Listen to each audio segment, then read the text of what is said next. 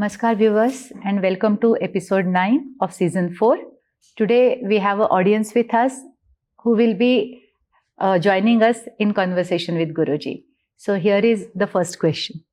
Guruji, the first question is, many people abandon their parents in their old age. How should the old parents come out of their emotional suffering and stay peaceful and independent?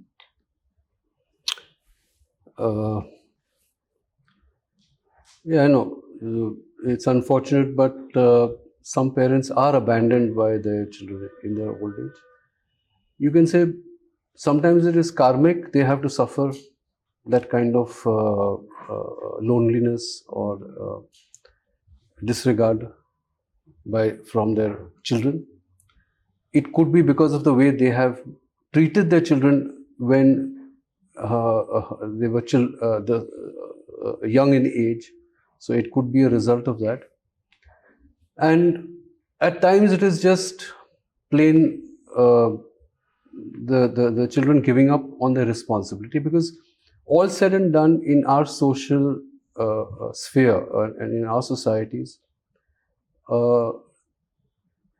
looking after the parents is a liability and a responsibility that a person is supposed to take as the parents grow older and become less or I would say become more dependent. Now, how do the parents deal with it? It depends on largely on the parents' understanding of life situation, their perception, their worldview, and if they are on the spiritual path, then obviously it becomes a little easier. Though physically they may be dependent and face hardships because of their physical inability to handle their life. Right. But I think the biggest, I would say, pain comes from loneliness. And sometimes it can't be helped.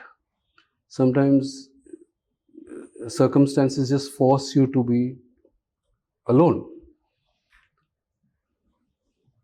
And assuming that your child is willing to look after you, but certain circumstances may not allow the child to carry out that responsibility. I think you have to brace yourself to a large extent that with old age comes loneliness. And if you're not fortunate enough to have somebody living with you all the time, too many people, many families in India normally live together with their old parents. If you have to be left alone, I think an understanding of loneliness and how to use that time alone, that can mitigate the problem to a very large extent, because you have all the time in the world. Once you're past the working age, you can try to understand why it happens that way and probably use that time to get in touch with yourself, rather than just while away the hours and wait for death. Because after a certain point, all you do is wait for death. But it shouldn't be that way. I mean, that is the wrong conditioning that we go through, that, after a certain age, we are useless. We are not. Mentally, you're still, most people are there, unless you get Alzheimer's or something, you're very much active mentally. So you should, if you're slightly aware and you're slightly spiritually inclined, you would know how to utilize that time better, rather than go into a depression and feel abandoned or hurt or you cry about it. So I guess you got to change your attitude towards being lonely, because that is one of the biggest factors that affects you when you're old. What happens is most of your friends have either died off or have migrated somewhere, or they're far away from the place where you used to stay. So loneliness does hit a lot of people. And they have to know how to use the time for it and keep your mind active, because if you don't, at a certain age, if your mind is not active, you can easily go into dementia and and possibly worse. So you got to, as I said, brace yourself for the worst situation and be ready that yes, old age could bring about loneliness and isolation to some extent. Sometimes unavoidable, sometimes avoidable, but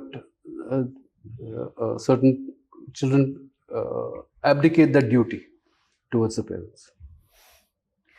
So Guruji, tomorrow if I am in that place, what preparation I can do right from this age, so that I don't have to face that loneliness. I can utilize too many my years time. for that now. You don't need to worry about it. I can't be in that age and then start thinking.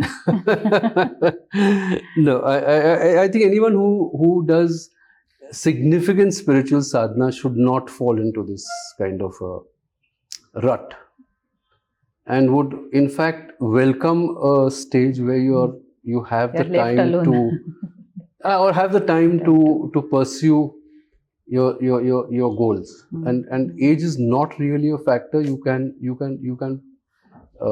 do sadhana right up to the last day of your life if you want, if you have the motivation to do it. A lot of people don't have the motivation. That's the different thing. You should have something to look forward to engage your time in. Exactly. You shouldn't feel useless. Yes. Old age shouldn't make you feel useless. Yes. That is very important. Mentally, you shouldn't feel useless. Body you can't help, but if you've kept yourself relatively fit, your body can go on, but there's no guarantee of that. Diseases can hit. Wear and tear is bound to be there. Your lifestyle would have effect on your body. So there is no guarantee of the physical aspect, but mentally you can keep yourself sharp, aware, and make use of that time. Yes, audience, do you have any question on this? Okay. So, yeah, Avdut has. Okay, Avdut. Guruji, there are many old age homes coming where, and they are good old age homes where, elderly are taken good care of. So as a child or as if I put them into the old age homes, is it okay? I mean, how does it impact, on a karmic level that we want for the child? Good question. Yeah, that's a good question. If you put your parent in an old age home, there's absolutely no abdication of duty over here or responsibility. The responsibility is to see that they're taken care of, they're looked after. Now, yes, if you can easily do it at home, that would obviously be the best situation, because they get that emotional support that they need in old age. But that need not tie you down. And you will not incur karma if you put your parents in an old age home where they are very well looked after. And in fact, at most times, these old age homes actually provide them with a lot of entertainment which you cannot provide in your own home. And they bond with people of the same age and stuff like that. So there's absolutely nothing wrong if you choose a good old age home and you spend a little money and keep them very comfortable and happy. I mean, end of the day, that is the criteria, not which bedroom they use and which house they are staying in. That is, but for that, you have to be also conditioned properly, and more importantly, your parents have to feel that you are helping them and not punishing them, because most people do feel punished by being sent to an old age home. But it should be a good one, and they should be happy. That's the bottom line. Okay, thank you, Avdut. I think that should answer many people's. Sometimes they have it in their mind, and that's a doubt in their mind. And dilemma, or correct. Sometimes guilt also. Yeah. Okay, now I have a few questions for you. This one is from Ketan Kataria. I have heard that if an organ is donated, that person will be without that organ in their body in the next lifetime. They will also not be eligible for mukti or liberation. Is this true? This is patent nonsense. And I don't know who spreads this kind of absolute rubbish. Certain that if you religions maybe don't it is permit. religious, I don't know. I have no idea who spreads this kind of gross ignorance.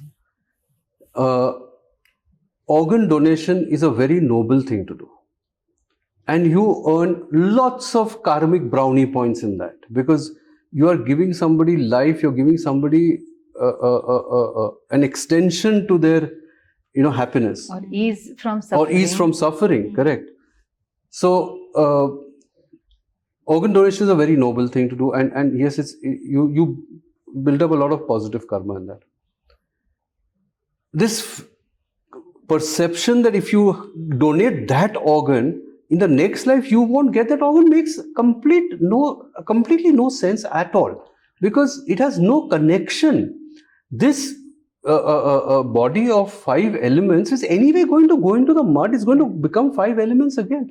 How does it matter whether you donate it and put it somewhere else, or you put it in a fire, or you bury it 10 feet under the ground? How does it make a difference? I mean, see, this is the nonsense that perpetuates without logic, without any kind of a spiritual thought behind it, and prevents so much and of prevents suffering so many people from donating, which would alleviate the suffering of many others. So this is complete patent nonsense, and I think everyone should be very clear that organ donation is a very noble thing to do.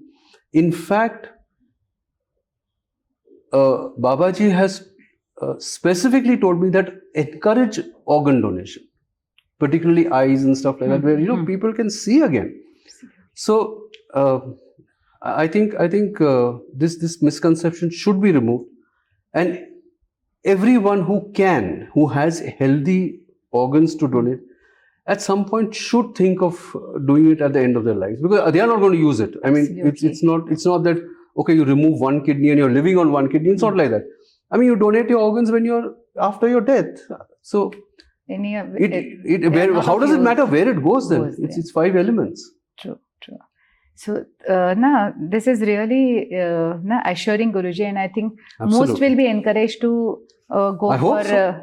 organ donation here onwards. Okay, now next question is, what are the spiritual implications of organ donation? Is it good to donate blood also in general? Like, yeah, I guess there is no restriction on blood donation. It's good if you have good healthy blood, and if you are up to donating it, yes, you should. I mean, there is no negative implication, and for blood donation, no positive implication much. Yes, you may be able to save some lives, because when they need blood, they can give it to somebody else. So again, it's good karma. It is a good ultimately. karma. Yeah, of course. So organ donation by and large is definitely good karma on your part. I mean, you do build up something that will help you in a future incarnation, a future lifetime. Absolutely. In what way, we don't know. It's never a one-to-one. It's not that, okay, I donate this organ today, so tomorrow or in future I will get it back in some form from. It's not like that. But you will get some benefit, some karmic benefit, which is significant from the fact that you have agreed to donate. Although it's not something you're giving away, because you're not going to use your body anymore, but you still get that benefit. I think at least because you've given somebody another chance. Yeah, you've given that other person a chance to live. And maybe the blessing of that soul also. Why not? Must be playing some role. Of course, and even if the soul doesn't know, because a lot of times when the organ donation takes place, they don't know who's donated what. Yes. They don't disclose it. Yeah. So even if that soul does not know who's given it, or does not really consciously bless the donor still gets that karmic benefit for it. Yeah, of course. Thank you so much. Anybody on this topic? Yes, Sarah. Hello, Guruji. My question is regarding blood donation. I think earlier information was that after Shaktipat Diksha, you should avoid to give blood donation or like that. So in this regard, what should be taken? Yes, after Shaktipat, sometimes your blood changes significantly, though it's not medically proven and not scientifically proven. But certain changes take place in your blood.